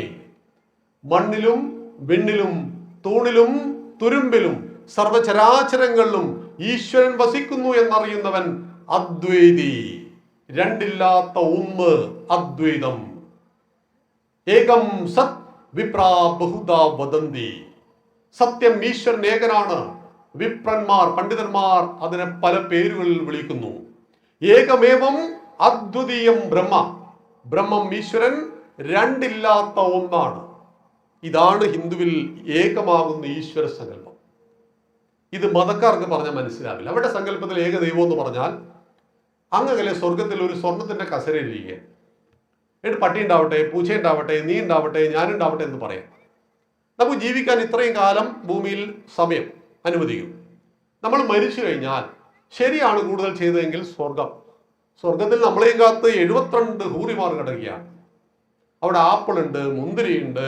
അവിടെ ഒരു മുറിയുടെ നീളം ഒരു ഇസ്ലാമിക പ്രബോധനം പറയുന്നുണ്ട് 150 മീറ്ററാണ്. അപ്പം ഭാര്യ പറഞ്ഞു, ഞാനിന്ന് ആ സ്വർഗത്തിലേക്ക്, ഇത് ആരാണിത് തൂത്ത് വൃത്തിയാക്കുക? 150 കിലോമീറ്ററുള്ള, 150 മീറ്ററിൽ കേട്ടോ, 150 കിലോമീറ്റർ നീളത്തിൽ ഒരു മുറി. എന്ത് ചെയ്യാനാണ് അവിടെ? അവിടെ ശൗചാലയങ്ങളില്ല. ഇതൊക്കെ കേട്ടപ്പോൾ നിങ്ങളൊക്കെ ചിരിക്കും, ഹിന്ദുക്കളായ നമ്മൾ ചിരിക്കും. സ്വർഗത്തിൽ ശൗചാലയമില്ല എന്നൊക്കെ പറയുമ്പോൾ നമ്മൾ ചിരിക്കും. പക്ഷേ ഇത് കേൾക്കുന്ന ഇസ്ലാം ചിരിക്കില്ല. വളരെ സീരിയസ് ആണ്. വിശ്വാസം ഭ്രാന്തായി മാറുന്നു. സ്വർഗമുണ്ടോ? ഹിന്ദുവിന്റെ കാഴ്ചപ്പാട് സ്വർഗമൊക്കെ ഉണ്ട്. ഇത് എവിടെയാണെന്ന് ഒരു ഐഡിയ ഇല്ല. എന്തായാലും ഭൂമിക്കും ചൊവ്വേൻ്റെ ഇടയിലില്ല. നമ്മൾ മംഗൾയാൻ ദൗത്യം നടത്തിയപ്പോൾ ഈ പേടകം വിട്ടല്ലോ, സ്വർഗത്തിൽ കൊണ്ടുപോയിട്ടുണ്ടോ? ഇത് ഇല്ല, കൊണ്ടിട്ടില്ല. അതിനിടയിലില്ല. മരിച്ചു കഴിഞ്ഞതിന് ശേഷം എവിടെയോ നിങ്ങൾക്ക് കിട്ടുവാൻ പോകുന്ന സ്വർഗത്തെ കുറിച്ചോർത്ത് മോഹിച്ച് കഴിഞ്ഞ 2 മാസം മുമ്പ് ഡൽഹിയിൽ ഒരു MBBS പൊട്ടിത്തെറിച്ചു. ഓരോ ദിവസവും ഭൂമിയിൽ പൊട്ടിത്തെറിക്കുന്ന ഇസ്ലാമിക തീവ്രവാദികളുടെ എണ്ണം ശരാശരി 150. 150 പേർ ലോകത്തിന്റെ പല ഭാഗങ്ങളിലും ശരാശരി പൊട്ടിത്തെറിക്കുന്നു. അവർ വിശ്വസിക്കുന്നു ഇസ്ലാമിന് വേണ്ടി നടത്തുന്ന പരിശുദ്ധ യുദ്ധത്തിൽ ഞാൻ പൊട്ടിത്തെറിച്ചാൽ എന്നെയും കാത്തു സ്വർഗത്തിൽ 72 ഹൂറിമാർ, അപ്സരസുകൾ. അവിടെ ഹൂറിമാരും മാത്രമേ ഉള്ളൂ. ഹിന്ദുവിലല്ല, 2 സംവിധാനമുണ്ട്. നമ്മുടെ സ്വർഗമുണ്ട് കേട്ടോ, ഗംഭീര സ്വർഗം, ഒരു 1.5 സംഭവമാണ്. ഞാൻ കണ്ടിട്ടില്ല, കണ്ടവരൊക്കെ പറഞ്ഞിട്ട് എഴുതിയത് കേട്ടതാണ്. ആ സ്വർഗത്തിൽ ഗന്ധർവന്മാരുമുണ്ട്, അപ്സരസുകളുണ്ട്. സ്ത്രീയെ സുഖിപ്പിക്കുവാൻ ഗന്ധർവന്മാർ, പുരുഷനെ സുഖിപ്പിക്കുവാൻ മേനകരമ്പതിലോത്തമ, ഉർവശി, അങ്ങനെ അപ്സരസുകൾ. അങ്ങോട്ടും ഇങ്ങോട്ടുണ്ട്. അങ്ങോട്ടും ഇങ്ങോട്ടുള്ള 2 വേ പാത്താണ് നമ്മുടേത്. അങ്ങോട്ടും ഇങ്ങോട്ടും വഴിയുണ്ട്. ഇത് 1 വേ ട്രാഫിക്കാണ്. ഹൂറിമാറും മാത്രമേ ഉള്ളൂ, ഹൂറന്മാരില്ലാത്ത സ്വർഗം. വികലമായ കാഴ്ചപ്പാട്. നമുക്ക് ചിരി വരുമെങ്കിലും പൊട്ടിത്തെറി നടക്കുന്നത് ഈ സ്വർഗത്തിന് വേണ്ടിയാണ്. ദേവലോകത്തെ രാജാവ് ദേവേന്ദ്രൻ ഭൂമിയിൽ വന്നു. ആരെ തേടി? രാമായണത്തിൽ കേട്ടിട്ടില്ല? അഹല്യയെ തേടി വന്നു. ഗൗതമ മുനിയുടെ ഭാര്യയെ തേടി വന്നു. ആരാ ഗൗതമ മുനിയുടെ ഭാര്യ? മനുഷ്യ സ്ത്രീ. ഒരു മനുഷ്യ സ്ത്രീയേക്കാൾ 10,000 ഇരട്ടി സൗന്ദര്യമുള്ളവളാണ് ഒരു ദേവസ്ത്രീ. അവിടെ ഒരു മേനകരമ്പ, തിലോത്തമ, ഉർവശി എല്ലാം ഉണ്ടായിരുന്നിട്ടും ഇവരെയൊന്നും മതിയാകാഞ്ഞിട്ട് ദേവലോകത്തിലെ രാജാവ് ഭൂമിയിൽ വന്നു. എന്നിട്ട് ആചാര്യം പഠിപ്പിക്കും, നജാതുക്കാമ കാമാനാം ഉപഭോഗേന ശമ്യതി. ഇന്ദ്രിയപരമായ ഭോഗങ്ങൾ കൊണ്ട് ആഗ്രഹങ്ങൾ ശമിക്കുന്നില്ല. കത്തിയാളുന്ന അഗ്നിയിലേക്ക് നെയ് കോരി ഒഴിക്കുന്തോറും അഗ്നി ആളിക്കത്തിക്കൊണ്ടേയിരിക്കുന്നു. ഇതൊക്കെ പഠിപ്പിക്കാനാണ് അഹല്യമോക്ഷവും ദേവേന്ദ്ര ഭൂമിയിൽ വന്നതും ഗൗതമ മുനി ശപിച്ചതൊക്കെ നമ്മളെ പഠിപ്പിക്കുന്നത്. സ്വർഗം ഈശ്വരൻ ഏകനാണ്, രണ്ടില്ലാത്ത ഒന്നാണ്. ദൈവങ്ങളോ? ദൈവം എന്ന വാക്കിന്റെ അർത്ഥം ദ്യോതനാത് ദൈവ, ദ്യോതിപ്പിക്കുന്നത്, പ്രകാശിപ്പിക്കുന്നത്. പ്രകാശിപ്പിക്കുന്നത് എന്തോ അതാകുന്നു നമുക്ക് ദൈവം. അപ്പൊ നോക്കൂ, നമ്മുടെ ഉള്ളിലാണ് ആരുള്ളത്? ഭഗവത്ഗീതയിൽ 16-ാമത്തെ അധ്യായമുണ്ട്. ഈ അധ്യായത്തിന്റെ പേര് ദൈവാസുര സമ്പദ് വിഭാഗ യോഗ എന്നാണ്. ഒരു മനുഷ്യന്റെ 26 ദൈവിക ഗുണങ്ങളെ കുറിച്ച് അതിൽ പറയുന്നു. അഭയം, സത്വ, സംശുദ്ധി, ജ്ഞാനയോഗ, വ്യവസ്ഥിതി, ദാനം, ദമശ്ച, യജ്ഞശ്ച, സ്വാധ്യായസ്തപ, ആർജവം, അഹിംസ, സത്യം, അക്രോധം, ത്യാഗശാന്തിര, പൈശുരം എന്ന് തുടങ്ങുന്ന ശ്ലോകം നിങ്ങൾ പഠിക്കണം. 26 മൂല്യങ്ങളാണത്. ഇത് 26 ഗുണങ്ങളെ കുറിച്ച് പഠിക്കുന്ന ഒരാൾക്ക് ഒരു മനുഷ്യൻ എങ്ങനെ ജീവിക്കണമെന്ന് കൃത്യമായ ബോധം ഉണ്ടാവും. ഞാൻ പറഞ്ഞു വന്നത്, ദൈവം നമ്മളെ പ്രകാശിപ്പിക്കുന്ന ദ്യോതനാഥ് ദൈവമാണ്. ദൈവം ഒന്നേ പാടുള്ളൂ എന്ന് ആരാ പറഞ്ഞത്? ഇസ്ലാം എന്ന് പറഞ്ഞു, ക്രിസ്ത്യാനി ഏകദൈവമാണെന്ന് പറഞ്ഞുകൊണ്ട് നാളെ മുതൽ അങ്ങനെയായിരിക്കണം എന്ന് പറയുന്നതിന്റെ അർത്ഥമുണ്ടോ? ആര് തീരുമാനിച്ചു ദൈവം ഏകമാണെന്ന്? ദൈവത്തിന് ഭാര്യയില്ലെന്ന് ആരാ പറഞ്ഞത്? ദൈവത്തിന് മക്കളില്ലെന്ന് ആരാ പറഞ്ഞത്? എന്നാൽ നമ്മുടെ സങ്കല്പത്തിൽ ദൈവത്തിന് ഭാര്യയുണ്ട്, മക്കളുണ്ട്. പരമേശ്വരന്റെ ഭാര്യയാണല്ലോ പാർവതി. 2 മക്കളുമില്ലേ? ഗണപതിയും സുബ്രഹ്മണ്യനും ഉണ്ടല്ലോ. ബ്രഹ്മാവിന് ഭാര്യയുണ്ട്, വിഷ്ണുവിന് ഭാര്യയുണ്ട്. ദൈവങ്ങളെല്ലാം നമ്മളെ പോലെ കല്യാണം കഴിച്ച് കുഞ്ഞുകുട്ടി പരാധീനതയോട് ജീവിക്കുന്നവർ തന്നെയാണ്. അല്ല എന്ന് പറയാൻ നിങ്ങളുടെ കയ്യിൽ തെളിവൊന്നുമില്ലല്ലോ.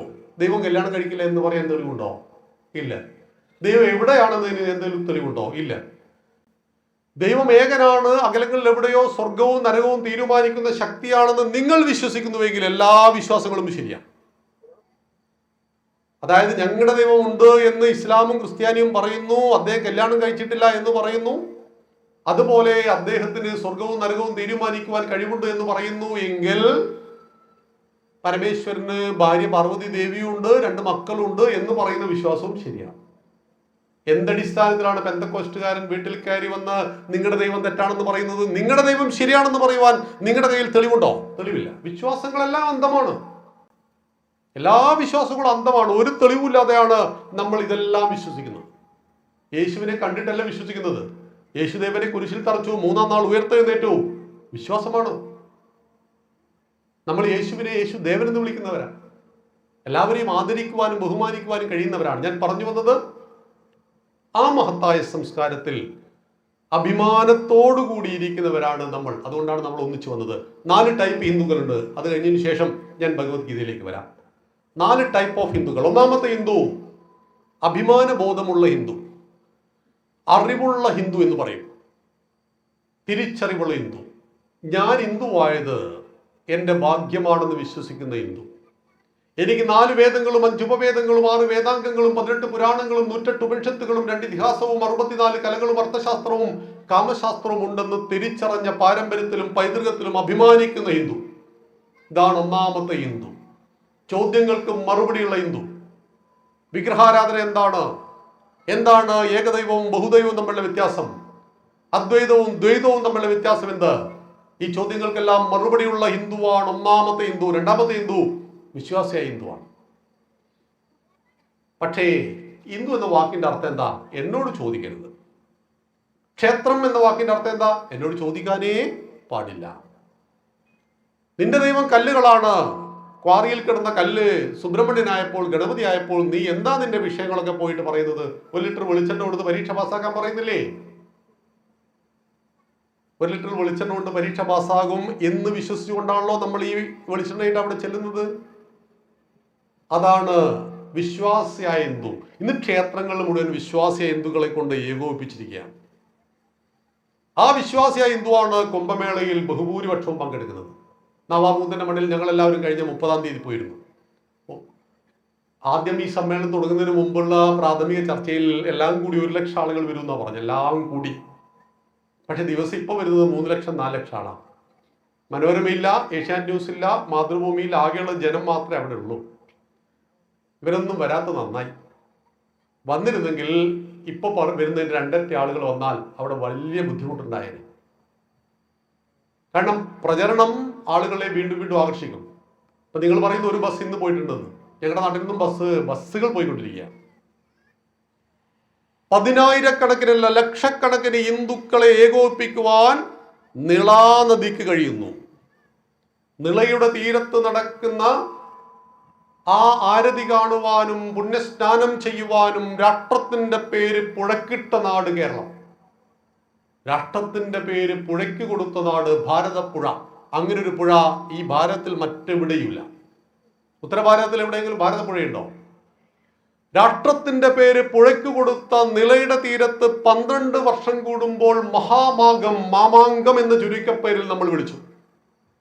അത് പണ്ഡിത സഭയായിരുന്നു. ബ്രാഹ്മണന്മാർ, പണ്ഡിതന്മാർ ഒന്നിച്ചു ചേർന്നുകൊണ്ട് രാജാവ് അവർക്ക് മുന്നിൽ രാജ്യത്തിന്റെ പദ്ധതികളെയും വർത്തമാനത്തെയും ഭാവിയെയും അവതരിപ്പിക്കണം. രാജാവിന്റെ പ്രവർത്തനങ്ങളിൽ വിമർശനങ്ങൾ നേരിടേണ്ടി വരുമായിരുന്നു. രാജാവിനെ മാറ്റിയെടുക്കുവാനുള്ള വോട്ടെടുപ്പും നടക്കുമായിരുന്നു. ജനാധിപത്യത്തിന്റെ മഹാ ഉത്സവം. രാജാവിന്റെ കാലാവധി ഇന്ന് 5 കൊല്ലമാണ് പ്രധാനമന്ത്രിയുടെ കാലാവധി, മുഖ്യമന്ത്രിയുടെ ഒക്കെ കാലാവധി. അന്ന് രാജാവിന്റെ കാലാവധി 12 വർഷം കൂടുമ്പോൾ നിജപ്പെടുത്തിയിരുന്നു. 12 വർഷത്തിലൊരിക്കൽ മഹാമഗത്തിലൂടെ രാജാവിനെ വിലയിരുത്തുവാൻ വേണ്ടി ഉണ്ടാക്കപ്പെട്ട ആ മഹത്തായ പ്രസ്ഥാനത്തിന്റെ അധ്യക്ഷൻ അന്ന് വള്ളുവനാടിലെ കോലത്തിരിയായിരുന്നു. അദ്ദേഹത്തെ ഈ അധ്യക്ഷ പദവിക്ക് വേണ്ടി സാമൂതിരിയുമായിട്ട് യുദ്ധമുണ്ടായി. സാമൂതിരി അദ്ദേഹത്തെ തോൽപ്പിച്ചു. ഈ മഹാമഗത്തിന്റെ അധ്യക്ഷ പദവി എന്ന് പറഞ്ഞാൽ ലോകാരാധ്യമായ ഒരു പദവിയാണ്. ഈ പദവി തിരിച്ചു കിട്ടുവാൻ വേണ്ടി കോലത്തിരി രാജാവും സാമൂതിരി രാജാവും നിരന്തരം സംഘർഷം നടന്നപ്പോൾ കോലത്തിരിയുടെ ചാവേറുകൾ മഹാമാഘ ദിനത്തിൽ അല്ലെങ്കിൽ ആ കാലഘട്ടത്തിൽ സാമൂതിരിയെ കൊല്ലുവാൻ പരിശ്രമിച്ചു. അതൊരു ഭാഗത്ത് നടന്നു. വിദ്യുൽ സഭകളും പണ്ഡിത സഭകളും മറുഭാഗത്ത് നടന്നു. എന്നാൽ നമ്മൾ പഠിച്ചത് ചാവേറുകളുടെ മരണം ഇതാണ് മാമാങ്കം. ഇത്ര മാത്രമേ നമ്മൾ പഠിച്ചിട്ടുള്ളൂ. വികലമായിട്ട് ഒന്നിന്റെ വസ്തുതകളിൽ 99% പഠിക്കാതിരിക്കുക, 1% മാത്രം പഠിക്കുക. അങ്ങനെയായിരുന്നു ഓണത്തിന്റെ ഐതിഹ്യം. അങ്ങനെയായിരുന്നല്ലോ. മാവേലി നാടു വാണിടുങ്കാലം മനുഷ്യരെല്ലാവരും ഒന്നുപോലെ. അങ്ങനെ വളരെ മനോഹരനായ ധർമ്മിഷ്ഠനായ ഒരു ഭരണാധികാരി രാജ്യം ഭരിക്കുമ്പോൾ ദുഷ്ടനായ വാമനൻ വന്നിട്ട് പാതാളത്തിൽ ചവിട്ടി താഴ്ത്തി കളഞ്ഞു. ഇതാണ് മലയാളി പഠിച്ച ഓണസങ്കല്പം. ആ പാതാളത്തിൽ നിന്ന് 1 കൊല്ലം കൂടുമ്പോൾ ഞാനിന്ന് നാട്ടിൽ വന്നോട്ടെ എന്നാര് ചോദിച്ചു?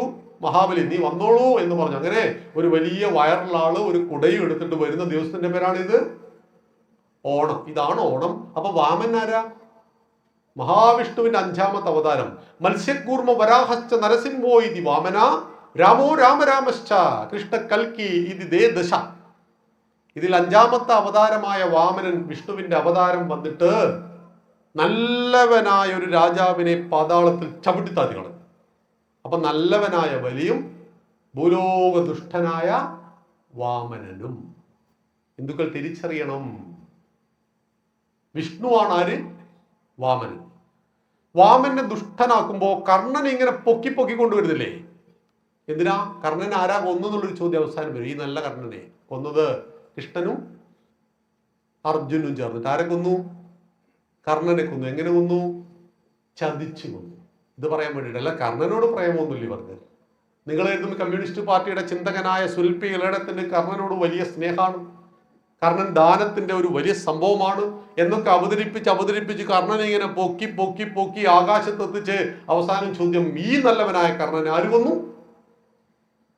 തേരിന്റെ ചക്രം ചളിയിൽ പൂണ്ടപ്പോൾ നിരായുധനായി നിൽക്കുന്ന കർണനെ കൃഷ്ണൻ കൊല്ലിച്ചു എന്ന് പറയുമ്പോഴാണ് പ്രിയമുള്ളവരെ നമുക്ക് രണ്ടാമത്തെ ഹിന്ദുവിനെ ഒന്നാമത്തെ ഹിന്ദുവായി മാറ്റേണ്ടത്.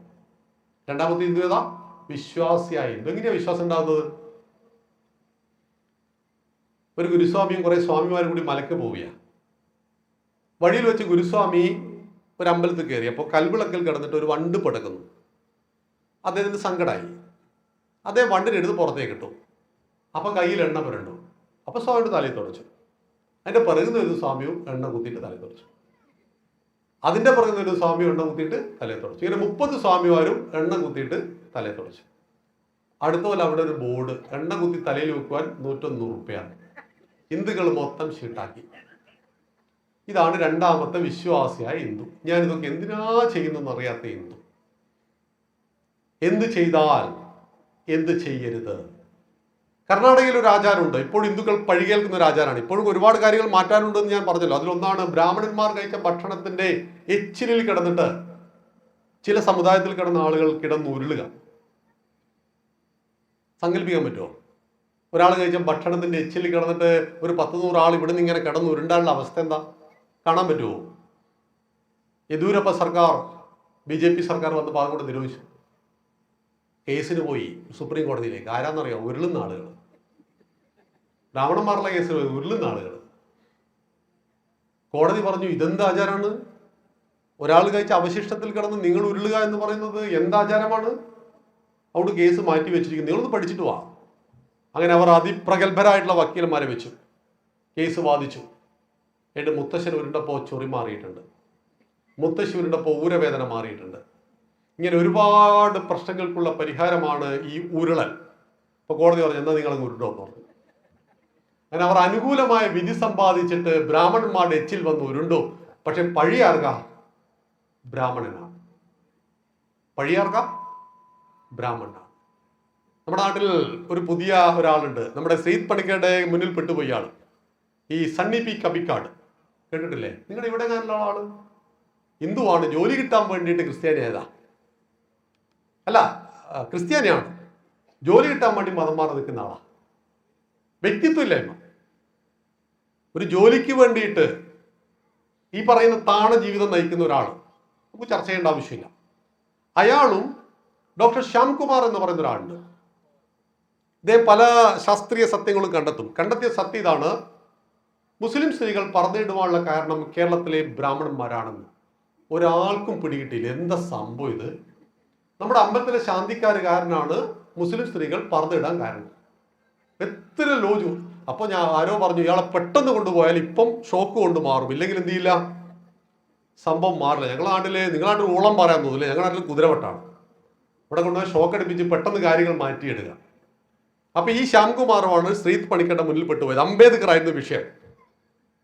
അംബേദ്കർ ഇസ്ലാമിനെ കുറിച്ച് പറഞ്ഞത്, ക്രിസ്ത്യാനിയെ കുറിച്ച് പറഞ്ഞത്, അംബേദ്കർ മതപരിവർത്തനത്തെ കുറിച്ച് പറഞ്ഞത്, എന്തുകൊണ്ട് ഞാൻ ക്രിസ്ത്യാനിയാക്കാതെ ബുദ്ധമതത്തിലേക്ക് പോയി എന്ന് പറഞ്ഞത്, ഇതൊക്കെ അംബേദ്കറുടെ പുസ്തകം വെച്ച് അങ്ങോട്ട് നേരത്തെ പറഞ്ഞപ്പോൾ ഇവർ രണ്ടുപേരും സാലന്റായി. ഒരു മറുത്തൊരക്ഷരം പറയാനുള്ള ഇവന്മാർക്കൊന്നും ഒരു കുഴപ്പമുണ്ട്. ഹിന്ദു വിരുദ്ധന്മാരെ ഇവർക്കൊന്നും കയ്യിൽ ആശയില്ല. ഏകപക്ഷീയമായിട്ട് സംസാരിക്കാം. ഇയാളാണ് പറയാ രാമായണ ഹിന്ദുക്കൾ വായിക്കരുത്. അത് രാമായണം വായിച്ചാൽ കുഴപ്പം? അത് ബ്രാഹ്മണന്മാരുടെ കാല് പിടിക്കാൻ പറയുന്നതല്ലേ? ബ്രാഹ്മണന്മാരുടെ കാല് പിടിക്കാൻ രാമായണത്തിൽ പറയുന്നുണ്ടല്ലോ. അതേതാ? നമ്മുടെ ബാലകാണ്ഡത്തിലുള്ള ഒരു വരിയുണ്ട്: കാരണഭൂതന്മാരാം ബ്രാഹ്മണരുടെ ചരണാരുണാംബുജലീന പാംസു സഞ്ജയം മമ ചേതോദർപ്പണത്തിന്റെ മാലിന്യമെല്ലാം തീർത്തു ശോധന ചെയ്തിടുവാൻ ആവോളം വന്ദിക്കുന്നേൻ. ബ്രാഹ്മണൻ എന്ന് പേര് കേട്ടതും ശ്യാംകുമാറിന്റെ കിളി പോയി. നമ്മൾ കുതിരാട്ടം പപ്പു, നമ്മുടെ മണിച്ചിത്രത്തായ എന്ന സിനിമയിൽ മോഹൻലാൽ പറയുന്നില്ലേ, വെള്ളം വെള്ളം വെള്ളം, അപ്പൊ ഇങ്ങനെ ചാടി ചാടി പോകുന്നില്ലേ? ഇതുപോലെ ഇവരെ കാണുമ്പോൾ ബ്രാഹ്മണൻ ബ്രാഹ്മണൻ ബ്രാഹ്മണൻ എന്ന് പറഞ്ഞത് അത്ര വെറുപ്പുണ്ടാക്കിയിടുക. പുലയനും പറയനും നായരും നമ്പൂതിരിയുമായിട്ട് വിഘടിച്ച് പരസ്പരം പോരടിച്ച് നിന്ന ഹൈന്ദവ സമൂഹം ഉണ്ടായിരുന്നു 100 കൊല്ലം മുമ്പ്. ഹിന്ദുക്കളായ നമ്മൾ അത് കണ്ടെത്തി പരിഹരിച്ചു. കൊടുങ്ങല്ലൂരിൽ വന്നു വിവേകാനന്ദ സ്വാമികൾ. തേര് തെളിക്കുന്നത് ഒരു ക്രിസ്ത്യാനി, തേരല്ല കുതിരവണ്ടി. ഈ ക്രിസ്ത്യാനി മനോഹരമായിട്ട് ശ്രീകൃഷ്ണന്റെ ഭജന പാടുന്നു. ശ്രീകൃഷ്ണന്റെ ഭജന പാടുന്ന ക്രിസ്ത്യാനി പുതിയൊരു അനുഭവമാണ്. സ്വാമി ചോദിച്ചു, എന്റെ ക്രിസ്ത്യാനി എങ്ങനെ പഠിച്ചു ശ്രീകൃഷ്ണന്റെ ഭജന? ഇയാൾ ചിരിച്ചുകൊണ്ട് പറഞ്ഞു, എന്റെ പൊന്നു സ്വാമി, ഞാൻ 2 കൊല്ലം മുമ്പ് ഒരു പുലയനായിരുന്നു. അന്ന് ഈ നമ്പൂരിയെ കാണുമ്പോൾ ഞാൻ ഓടണം. ഞാൻ മാമോദിസ മുഖി ക്രിസ്ത്യാനിയായപ്പോ നമ്പൂരി ആ വീട്ടിലെ കാര്യസ്ഥനാക്കി എന്നെ. തൊട്ടുകൂടാത്തവൻ, തിണ്ടിക്കൂടാത്തവൻ, ദൃഷ്ടിയിൽപ്പെട്ടാലും ദോഷമുള്ളവൻ മതം മാറി മുസ്ലിമോ ക്രിസ്ത്യാനിയായാൽ ഈ നമ്പൂതിരി അന്തഃപുരം വരെ കയറുവാൻ അനുവദിച്ച ഒരു കാലഘട്ടത്തിൽ അപകടം മനസ്സിലാക്കി വിവേകാനന്ദ സ്വാമികൾ. കൂട്ടത്തോടുകൂടി പാർശ്വവൽക്കരിക്കപ്പെട്ട ഹൈന്ദവ സമൂഹം മതപരിവർത്തനത്തിന് വിധേയമാക്കുമെന്ന് തിരിച്ചറിഞ്ഞപ്പോൾ ഡോക്ടർ പൽപൂരോട് പറഞ്ഞു, ഒരാചാര്യന്റെ നേതൃത്വത്തിൽ പരിവർത്തനത്തിന്റെ ഭ്രാന്താലയത്തിൽ നിന്ന് തീർത്ഥാലയത്തിലേക്ക് കേരളത്തെ കൊണ്ടുവരണമെന്ന്. അങ്ങനെയാണ് പിന്നെ ആചാര്യന്മാരുടെ ഒരു പരമ്പര തന്നെ വന്നു. Sreenarayana Gurudevan, Chattampi Swami Thiruvadikal, Mahatma Ayyankali, Mannathu Padmanabhan, T K Madhavan, Pandit Karuppan, R Sankar, Kumaranasan, Sahodaran Ayyappan, doctor പൽപോ, എണ്ണിയാ തീരില്ല കേട്ടോ. അത്രയും നവോത്ഥാന നായകന്മാർ വന്നു. ഹിന്ദുവിന്റെ പ്രശ്നം മൊത്തം കൊണ്ട് തീർത്തു. ഒരു കമ്മ്യൂണിസ്റ്റിനും പങ്കില്ല. ഇവിടെ കമ്മ്യൂണിസ്റ്റുകൾ അവകാശപ്പെടാറുണ്ട്, ഞങ്ങളാണ് പുലയനെ പറയനെ അമ്പലത്തിൽ കയറ്റിയത്. നിങ്ങളല്ല കേട്ടോ, നിങ്ങൾക്ക് ഒരു പങ്കുമില്ല. 924 വൈക്കം സത്യാഗ്രഹം, നിങ്ങളുടെ തൊട്ടടുത്തല്ലേ വൈക്കാമ്പലം. 24 931-32 ഗുരുവായൂർ സത്യാഗ്രഹം. 936 മഹാരാജാവ് ശ്രീ ചിത്രതിരുനാൾ ബാലരാമവർമ്മ തിരുവിതാംകൂർ ദേശത്തിലെ സകല ക്ഷേത്രങ്ങളും സകല ഹിന്ദുക്കൾക്കും തുറന്നു കൊടുത്തു. ക്ഷേത്രപ്രവേശന വിളംബരം പഠിച്ചിട്ടില്ലേ ചരിത്രം? കമ്മ്യൂണിസ്റ്റ് പാർട്ടിയുടെ 39 എൻ്റെ വീട്ടിൽ നിന്ന് ഒരു മണിക്കൂറേ അവിടത്തേക്കുള്ളൂ. പിണറായിലെ പാറപ്പുറം, കേരള മുഖ്യമന്ത്രിയുടെ നാട്. 939 കേരളത്തിൽ പ്രവർത്തനം തുടങ്ങിയ കമ്മ്യൂണിസ്റ്റ് പാർട്ടിക്ക് കേരളത്തിൽ ഹിന്ദു നവോത്ഥാനത്തിൽ ഒരു പങ്കുമില്ല. ഹിന്ദുക്കൾക്ക് പ്രശ്നങ്ങളുണ്ട്, കണ്ടെത്തി ചികിത്സിച്ചു ഭേദമാക്കി. ഇന്നെല്ലാവർക്കും ഗുരുദേവനെയും വിവേകാനന്ദ സ്വാമികളെയും വേണം. ഗുരുദേവനെ കുറിച്ച് എന്തറിയാം? ഗുരുദേവനെ കുറിച്ച് ഞങ്ങൾ 2 കാര്യങ്ങൾ അറിയാം. ഒന്ന്, ഗുരുദേവൻ ഹിന്ദുവല്ല. ഗുരുദേവനെ ഹിന്ദു ആക്കുവാൻ പലരും പരിശ്രമിക്കുന്നു. പിന്നെ ഗുരുദേവൻ മൊയ്ലിയാറാണോ, പള്ളിയിൽ അച്ഛനായിരുന്നു?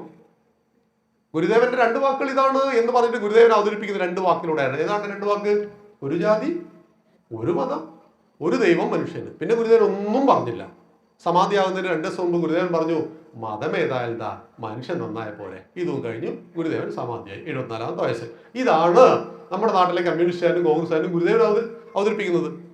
നോക്കൂ, ഗുരുദേവൻ പറഞ്ഞിട്ടുണ്ട് ഒരു ജാതി, ഒരു മതം, ഒരു ദൈവം, മനുഷ്യൻ എന്ന്. പക്ഷെ അതിന്റെ മുകളിലും താഴെയും മറ്റ് പലതും പറഞ്ഞിട്ടുണ്ട്. അത് പറയില്ല. ഗുരുദേവന്റെ 58 കൃതികൾ എൻ്റെ കയ്യിലുണ്ട്. ഒന്നാമത്തേതാ വിനായകാഷ്ടകം, വിനായകനഷ്ടക എന്നിട്ടാണ് ഗുരുദേവൻ തുടങ്ങിയത്. ഗുരുദേവൻ 36 ക്ഷേത്രങ്ങൾ പ്രതിഷ്ഠിച്ചു. ഞങ്ങളുടെ കോഴിക്കോട് ശ്രീകണ്ഠേശ്വര ക്ഷേത്രം, തലശ്ശേരിയിൽ ജഗന്നാഥ ക്ഷേത്രം, കണ്ണൂരിൽ സുന്ദരേശ്വര ക്ഷേത്രം, അങ്ങനെ കന്യാകുമാരി മുതൽ തിരുവനന്തപുരം ഈ പാറശാല വരെ ഗുരുദേവൻ എത്രയോ അമ്പലം പ്രതിഷ്ഠിച്ചു. എവിടെയും കുരിശ്, ചന്ദ്രകല പ്രതിഷ്ഠിച്ചോ? ചില ആളുകൾ പറയും കണ്ണാടി പ്രതിഷ്ഠിച്ചു എന്ന് പറയും. എവിടെ? കണ്ണാടിയല്ല പ്രതിഷ്ഠിച്ചത്. കണ്ണാടിക്ക് മധ്യത്തിൽ ഏകാക്ഷരം ബ്രഹ്മ പ്രണവാകാര പ്രതിഷ്ഠയാ നടത്തിയത്. ആ ഗുരുദേവൻ ഒരു ജാതി, ഒരു മതം, ഒരു ദൈവം, മനുഷ്യൻ എന്ന് പറഞ്ഞതിന്റെ മുകളിൽ എന്താ പറഞ്ഞത്? മനുഷ്യാണാം മനുഷ്യത്വം ജാതി ജാതിർഗോത്വം ഗവായത. ഒരു ജാതി, ഒരു മതം, ഒരു ദൈവം, മനുഷ്യന് ഒരു യോനി, ഒരു ആകാരം, ഒരു ഭേദവുമില്ലതിൽ. ഒരു ജാതിയിൽ നിന്നല്ലോ പിറന്നിടുന്നു സന്തതി, നരജാതിയതോർക്കുമ്പോൾ ഒരു ജാതിയിലുള്ളതാം. മുഴുവൻ പറയണം, സഖാവ് മുഴുവൻ പറയില്ല. പല ജാതിയെന്ന് നീ ധരിക്കും, പക്ഷെ ഒരൊറ്റ ജാതിയെ ഭൂമിയിലുള്ളൂ. മനുഷ്യാണാം മനുഷ്യത്വം ജാതി. ഇത് പറയാൻ ഈ മഹാത്മാക്കളായ നമ്മുടെ ഋഷി പരമ്പരയ്ക്കല്ലാതെ ആർക്ക് കഴിയും? അദ്ദേഹം യേശുവിനെ അംഗീകരിച്ചിട്ടുണ്ട്, മുഹമ്മദിനെ സ്വീകരിച്ചിട്ടുണ്ട്, എല്ലാവരെയും സ്വീകരിക്കുവാൻ കഴിയും. പക്ഷെ ഇസ്ലാമത വിശ്വാസപ്രകാരം ഗുരുദേവന് നിത്യ നരകാണ്. കാരണം വിഗ്രഹാരാധകന് നരകാണ്, ദൈവത്തിന് രൂപമുണ്ടാക്കുന്നവർക്ക് നരകാണ്, സ്വർണം ധരിക്കുന്ന പുരുഷന് നരകാണ്, മദ്യപാനികൾക്ക് നരകമാണ്. ആലോചിച്ച് നോക്കണം. നമ്മൾ എല്ലാവരെയും അംഗീകരിക്കുമ്പോൾ തിരിച്ചവരെന്ത് നൽകുന്നു? നമ്മള് മതേതരത്വം തലക്ക് പിടിച്ചിട്ട് നമ്മുടെ ഹിന്ദുവിന്റെ ഒരുപാട് കമ്മ്യൂണിസ്റ്റ്, കോൺഗ്രസ്, മതം പഠിക്കാത്ത നേതാക്കന്മാർ സ്റ്റേജിൽ കയറി പറയുന്നത് ഞാൻ കേട്ടിട്ടുണ്ട്. എല്ലാ മതങ്ങളുടെയും തത്വം ഒന്നാണ്, എല്ലാ മതങ്ങളുടെയും തത്വം ഒന്നാണെന്ന്. നീ ഖുറാൻ വായിച്ചിട്ടുണ്ടോ? ഇല്ല. നീ ബൈബിൾ വായിച്ചിട്ടുണ്ടോ? ഇല്ല. നീ ഭഗവത്ഗീത പുറഞ്ഞിട്ടുണ്ടോ? ഇല്ല. പിന്നെ നീ എങ്ങനെ തീരുമാനിച്ചു എല്ലാ മതങ്ങളുടെയും തത്വം ഒന്നാണെന്ന്? അത് നമ്മുടെ ശങ്കരാടി പറഞ്ഞതുപോലെ പാർട്ടി ക്ലാസ്സിൽ പറഞ്ഞെന്നാണ്. ഇങ്ങനെയാണോ മതത്തെ വിലയിരുത്തേണ്ടത്? എല്ലാത്തിൻ്റെയും പോസിറ്റീവും നെഗറ്റീവും വ്യക്തികൾക്ക് എന്നതുപോലെ വിലയിരുത്തുവാൻ നമുക്ക് കഴിയണം. ഒരു വ്യക്തിയുടെ പോസിറ്റീവ് നമ്മൾ സ്വീകരിക്കാറുണ്ട്. അയാൾ തികഞ്ഞ മയക്കുമരുന്ന് അടിമയാണെങ്കിൽ അത് നമ്മൾ സ്വീകരിക്കുമോ? ഇല്ല. വ്യക്തിയുടെ ഗുണങ്ങളെയും നിർഗുണങ്ങളെയും എങ്ങനെയാണോ മനുഷ്യൻ സ്വീകരിക്കുന്നത്, ഇതുപോലെ ഖുറാനും ബൈബിളും ഭഗവത്ഗീതയും തെരഞ്ഞു പിടിച്ച് വിചിന്തനം ചെയ്ത് സ്വീകരിക്കണം.